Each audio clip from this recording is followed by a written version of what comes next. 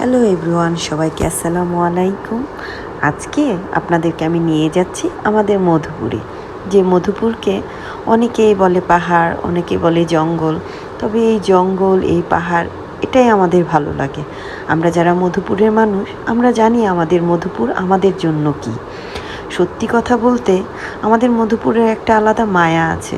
এই জঙ্গলে যে কী মায়া, সেটা আসলে আমাদের মতো যারা পাহাড় জঙ্গলে না থাকে তারা কখনোই বুঝতে পারবে। আমরা পাহাড়িরাই জানি এই পাহাড়ের কি মজা, এই জঙ্গলের কি মজা।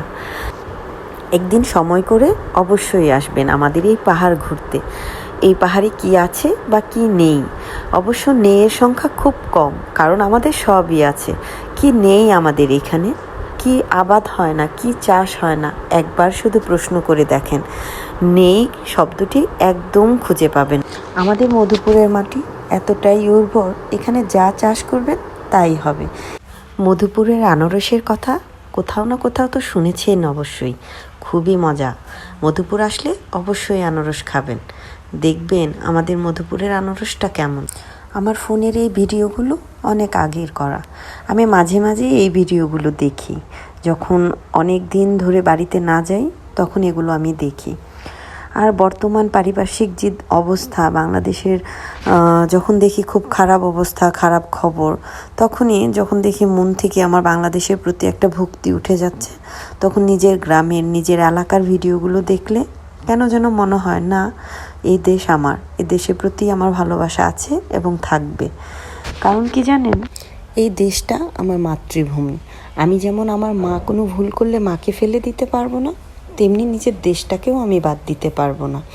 রাগ ক্ষোভ যাই থাকুক, দিন শেষে এটা আমার জন্মভূমি, এটা আমার মাতৃভূমি, তা তো ভুলে যেতে পারি না, তাই না? সত্যি কথা বলতে বাংলাদেশের প্রতি প্রতিটা মানুষের, আমরা যারা নাগরিক আছি, আমাদের আলাদা একটা ভালো লাগা, একটা অনুভূতি কাজ করে।